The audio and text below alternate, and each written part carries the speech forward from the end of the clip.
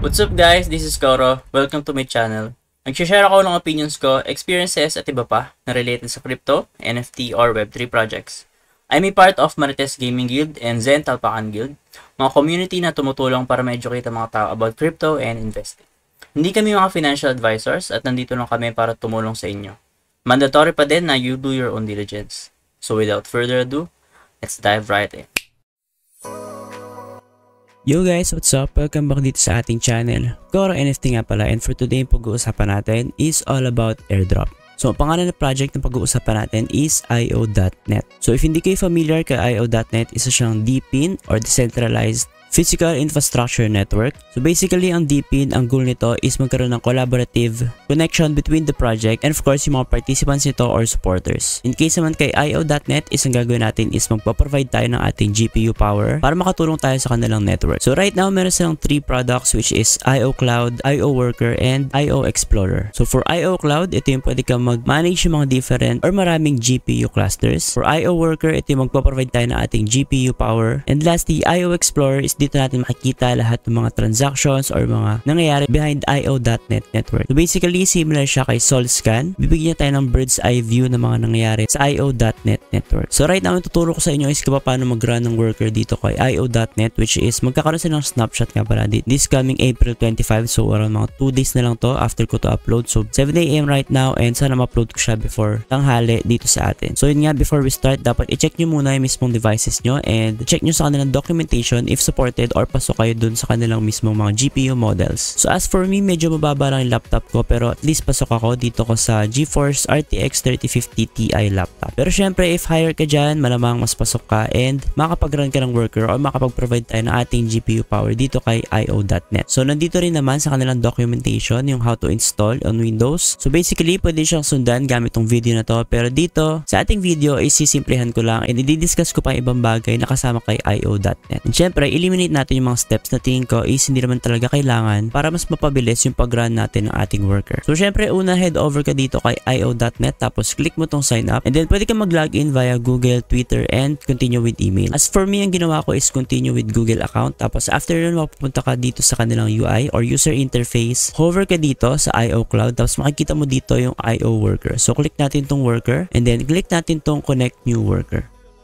After mo click yan, fill upan mo to, which is, ang pipili natin dito is Windows and then IO.net yung ating supplier. Then syempre yung lalagyan mo dito is yung device name mo, so ikaw nang bahala dyan. And then GPU worker yung ating pipiliin. After nyan guys, lalabas tong steps na to and nandito yung mismong documentation, so pwede mo tong i-click. Yun nga, mapupunta ka dun sa mismong guide nila kung paano install to sa Windows. So una nating step is install natin itong Docker, so kailangan natin to and mandatory to. Hindi tayo makapag-run ng worker kapag wala to. Bago ka pala mag-install ng mismong Docker is make sure mo na naka-enable yung virtualization mo. So pwede mo siyang check by running Task Manager or open mo lang yung Task Manager mo. Tapos punta ka sa Performances, tapos makikita mo dito yung visualization. As for me, automatically naka-enable na yung visualization ko, pero if ever sa'yo is hindi naka-enable, pwede mo search sa Google kung paano enable to sa iyong BIOS. Kada device is may iba't ibang way para enable yung ating virtualization. After nyo guys install yung mismong Docker is mag-restart kayo yung mismong device nyo. As for me, yung laptop ko or yung PC nyo. After nun is magsa-sign up kayo dito kay Docker and then magla-login. After nyo mag-login, punta kayo dito sa settings and then after nyo sa settings, punta kayo sa resources and then sa WSL integration. Ang gagawin lang natin dito is i-check natin if naka-enable ba yung ating WSL integration. So based sa experience ko, by default naka-enable naman siya. So for double checking lang yung ginawa natin. After nga pala nun guys, pwede mo check yung mismong Docker version mo if ever na-install talaga siya correctly, no? So punta ka sa mismong PowerShell mo. So if hindi mo alam paano mag-run ng PowerShell in administration, so sobrang simple lang. Click mo lang yung start button, tapos search mo is PowerShell. After nyan is milalabas na Windows PowerShell, right click mo lang siya and then run as administrator. After nyan, pwede mong run yung command na docker space --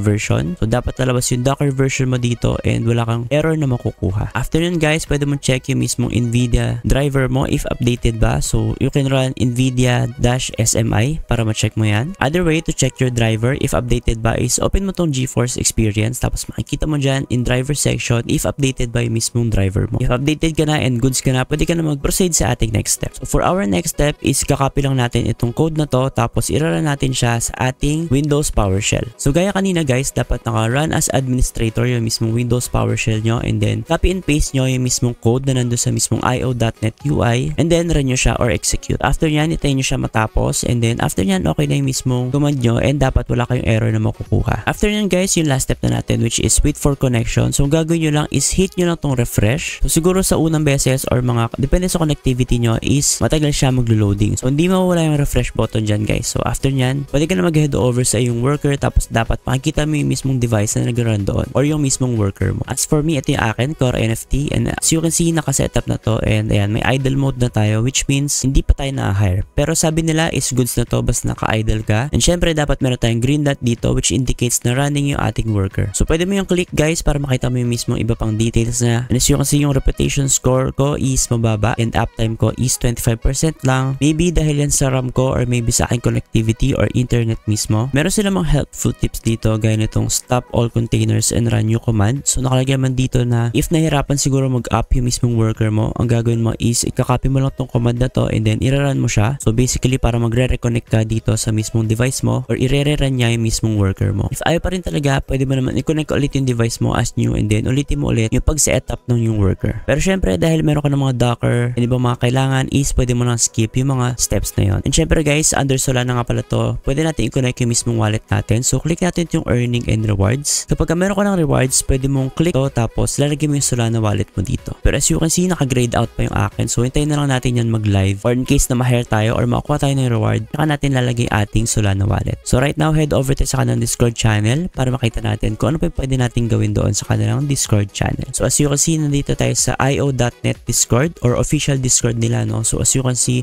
nag-send ako dito sa Filipino channel ng aking UI or yung mismong screenshot ng aking worker and then after nyan, fill upan mo to tapos send mo to yung device name which is yung Coro NFT, yung sinetup ko sa kanilang website and then device ID. So makikita mo yan kapag click mo yung mismong worker mo. So pakita ko sa inyo.